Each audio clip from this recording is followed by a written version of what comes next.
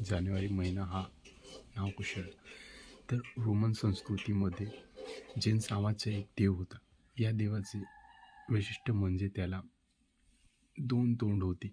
एक पुढे पाहणारे तर एक मागे पाहणारे. त्यांच्या नावावरून हा जानेवारी महिना ठरवण्यात आले. तो सुरुवातीचा आणि बदलाचा देव मानला जायचा. मागे वळून जुन्या वर्षाची आढावा घेणे आणि पुढे वळून नवीन वर्षाचे स्वागत करणे याचे ते प्रतीक होते. पहिल्या जुलियन कॅलेंडरना चालायचे, पण त्यात काही तांत्रिक चुका असल्यामुळे ऋतू आणि तारखांची गल्लत होत होती.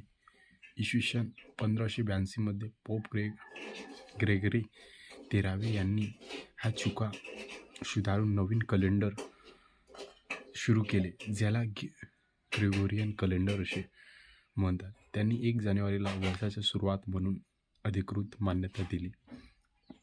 म्हणून आज आपण 1 जानेवारीला नवीन वर्षाची सुरुवात करतो.